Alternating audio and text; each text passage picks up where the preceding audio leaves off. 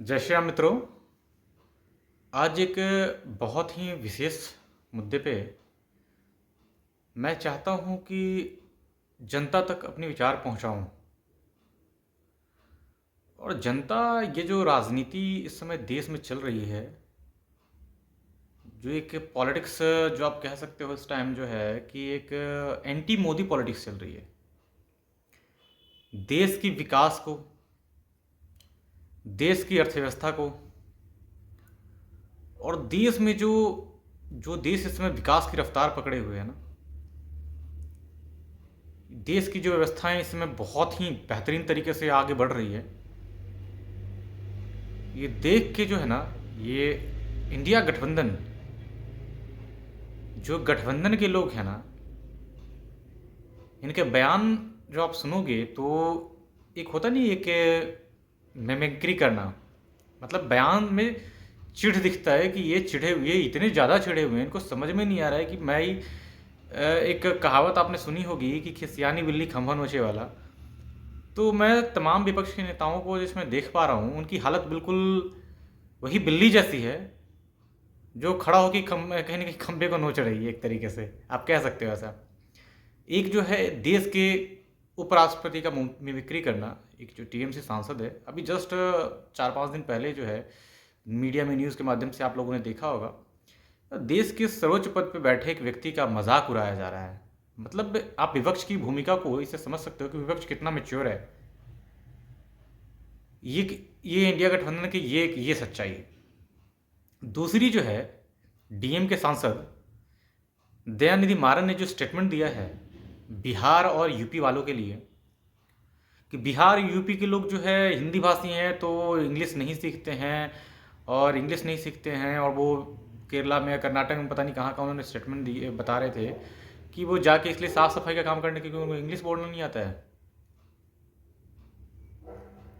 इनको पता है कि ऑल इंडिया से जो हैं बिहार और यूपी से कितने लोग आईएएस आईपीएस यूपीएससी क्रैक करते हैं, आईआईटीएंस बनते हैं।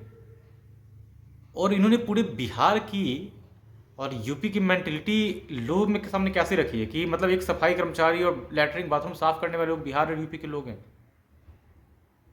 इसको ये सोचना चाहिए था कि एक मेच्योर सांसद होने के नाते जो इनका स्टेटमेंट है, इतना निंदनीय स्टेटमेंट है कि ये मोदी जी के, कहते हैं ना, एक एंटी मोदी जो कन्विंसिंग कैंपेनिंग इन्होंने विपक्ष वालों ने चला रखा है।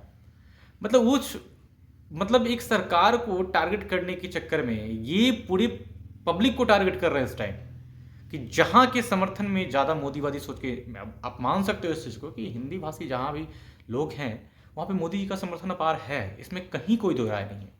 हिंदी भाषी राज्यों को आप उठा के देखो, छत्तीसगढ़, राजस्थान, मध्य प्रदेश, सभी जो प्रचंड जीत मिली है, तो इनकी बौखलाहट जो ये बताती है कि इनको समझ नहीं आ रहा है कि भाई अब तो 2024 आ गया। और सबसे बड़ी बात आज ये रही कि जो सर्वे आया आज का 2024 में, जो आज सर्वे आया है प्रेस मीडिया के माध्यम से भी, आज मैं सर्वे देखा मैंने आज, तो सर्वे में जो मोदी जी को जो प्रचंड सीट बनाया, बहुमत आती हुई दिखाई दे रही है, मतलब मोदी सरकार थर्ड टर्म जो रिपीट करने जा रही है। तो मेरा मानना था कि आज तो कितने विपक्ष के नेताओं को नींद नहीं आएगी ये सर्वे देख के।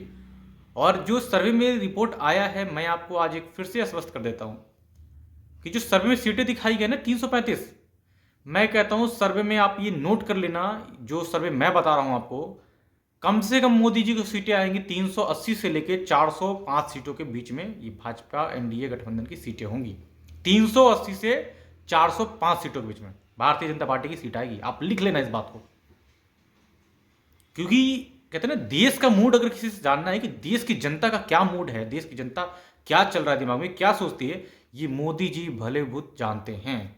देश की जनता का नब्ज पकड़ना उनको आता है कि देश की जनता की डिमांड है क्या। और मोदी जी ने इस देश को जो रफ्तार, कहते हैं ना, विकास की रफ्तार की जो पटरी पे एक ट्रेन की तरह देश को उस ट्रैक पे लाके मोदी जी ने खड़ा किया इस टाइम, कि देश की विकास की रफ्तार पूरे वर्ल्ड में टॉप पे चल रही इस टाइम। जितने भी आप मेजर कंट्रीज देखो, जितनी भी आप बड़ी कंट्रीज देखोगे, सबकी इकोनॉमी जो है ना माइनस में जा रही है, इकोनॉमी कोलैप्स कर रही है। भारत एक इकलौता राष्ट्र है पूरे वर्ल्ड के अंदर जिसकी रफ्तार जीडीपी की 7.5 प्लस होती हुई जा रही है। मतलब ये रफ्तार, जहां दुनिया नीचे गिर रही है, भारत की रफ्तार ऐसे जा रही है। तो आप इससे अंदाजा लगा सकते हो कि हमारा देश का नेतृत्व कैसा है। दुनिया त्राही त्राही कर रही है और देश हमारे विकास की तरफ अग्रसर हो रहा है। हमारे देश में जो है ना एफडीए, फॉरेन डायरेक्ट इन्वेस्टमेंट, कई लोगों को पता नहीं हुआ कि भाई ये हमारे देश का खजाना में इतने बिलियंस क्या होते हैं, ये बढ़ने से क्या होता है। कहते हैं लोग हमारे देश में जो है ना कहीं हमारे देश के लोग जो है ना, मैं इसको लिटरेट नहीं बोलूंगा, मैं बोलूंगा मासूम। और देश की जो विपक्षी पार्टी है ना, मासूम जनता के साथ खिलवाड़ कर रही है। ये वो सच को छुपा रही है कि भाई मोदी गवर्नमेंट जो आज कर रही है ना, ये आने वाले 20 साल, 10 साल, 15, 20 साल, 30 साल बाद दो के बच्चों को, जो हमारे बच्चे के बच्चे को, उनको दिखेगा कि हमारा देश आज कहाँ है। जब हमारे बच्चे प्राउडफुली ये कह रहे हो ना कि इंडिया इज, मतलब कहते हैं ना कि भारत एक विकसित आता है आज के टाइम पे, तो उसमें जो बच्चे कह रहे हो भारत विकसित है, ये मोदी जी की देन होगी जो आज मोदी जी करके जा रहे हैं। आने वाले वक्त में लोग देखेंगे इस चीज को। और विपक्ष की तो मानसिकता में सोच के बहुत हैरान हूं कि इनको ये समझ नहीं आ रहा है कि मुझे मोदी जी को टैकल कैसे करना है। मैं कैसे मोदी जी को इस प्रचंड जो है ना, जो आने वाले समय में इनको जो प्रचंड बहुमत मिल रही है, मैं इस बहुमत से कैसे रोकूं, उनको सरकार बनाने से कैसे रोकूं। मतलब ये भूल जरूर स्टेटमेंट दे रहे हैं। तो बिहार की नीतीश और जो नीतीश सरकार जो है ना, लालू, आरजेडी और जेडी का गठबंधन है, और जितने भी यहाँ इंडिया गठबंधन में जितने भी ये लोग जो है ना, आपके ये सपा वाले जितने भी लोग हैं विपक्ष के, जो यूपी और बिहार से बिलोंग करते हैं, इनको तो चुल्लू और पानी में डूब के मर जाना चाहिए। कि आपकी जनता को, जो जनता आपको वोट करेगी, उसके आपकी गठबंधन जो है बता रही क्या ये लैटरिन साफ करने वाले लोग हैं। तो मैं देश की जनता को बताना चाहूंगा, यूपी और बिहार की जनता से आग्रह करूंगा कि आप इंडिया गठबंधन की सोच को देखो और सोच को परखो, और सोच की परखने के बाद आप वोट करना। इनकी सोच एंटी मोदी नहीं है, इनकी सोच जो है एंटी नेशनल भी है। ये राष्ट्र विरोधी भी सोच सकते हैं। मतलब राष्ट्र जो है विकसित राष्ट्र, विकसित की तरफ बढ़ रहा है, विकास की तरफ हमारा राष्ट्र जो है बहुत तेजी से आगे बढ़ रहा है, ये इस चीज को नहीं चाहते हैं। इनका था कि राष्ट्र ऐसा होता जहां पैसे आते, फंड आते, बंदरबाट होता, इनके घर का विकास होता, इनके अपने खानदान का विकास होता। इसको ये कहते कि हाँ विकास हुआ है। तो आज के टाइम पे पूरे विपक्ष से बड़ी शर्म की बात है कि विपक्ष की सोच इतनी गंदी और मानसिकता हो चुकी है कि वो भूल जरूर कुछ भी स्टेटमेंट दे रहे हैं आज के टाइम पे। इंडिया गठबंधन में ये जो है ना, ये एंटी मोदी नहीं है। इंडिया गठबंधन के जितने लोग हैं आप उठा के देख लेना रिकॉर्ड, जितने नेता हैं इनका सारे का रिकॉर्ड उठा कर चेक कर लेना। इंडिया गठबंधन के जितने भी नेता हैं ना, ये एंटी हिंदू भी हैं। आप अगर मेरी बातों पे यकीन ना हो तो जितने भी इंडिया गठबंधन के टॉप लीडर हैं, आप सबका स्टेटमेंट हिंदू राष्ट्र को लेके, हिंदुओं को लेके, सनातनियों को लेके कैसा रहा है आप देखना। और आप अपने कमेंट्स जरूर करना कि मैंने जो बोला है वो कहीं से भी अगर गलत हो तो आप मुझे बताओ। क्योंकि मैं देश की जनता से डायरेक्ट कनेक्ट होता हूं, मैं देश की जनता से डायरेक्ट जुड़ के बात करना चाहता हूं। उनसे सवाल वो चाहते हैं कि मैं चाहता हूं कि उनसे सवाल पूछे कि मैं अगर चीजें मेरी कहीं गलत है आप मुझे बताओ कहां मैं गलत बोल रहा हूं। आप अपने भविष्य जो बच्चों को आने वाले दोगे ना, अगर आपने नरेंद्र मोदी जी को वोट किया तो आप अपने बच्चों को सुनहरा भविष्य दे रहे हो। मोदी जी अपने पास कुछ लेके नहीं जाएंगे, मोदी जी को कोई महल नहीं बनाना है, मोदी जी को कोई अपनी गाड़ियां नहीं बनानी है, मोदी जी को करोड़ की प्रॉपर्टी नहीं बनानी है। तो मोदी की है ना कि मोदी जी के नेतृत्व में ये राष्ट्र सिर्फ और सिर्फ विकास कर रहा है। कहते हैं विकास की गंगा निरंतर अविरल बहती जा रही है, और इस बहाव को रोकने के लिए कहीं ना कहीं छोटे छोटे जो है ना ये पत्थर और ये डैम, छोटे डैम बनाने की जो कोशिश इंडिया गठबंधन कर रही है ना, ये कहीं से सक्सेस नहीं होंगे। क्योंकि भारतीय जनता पार्टी का जो समर्थन है ना, जो लोग कर रहे हैं ना, वो सनातनी हैं।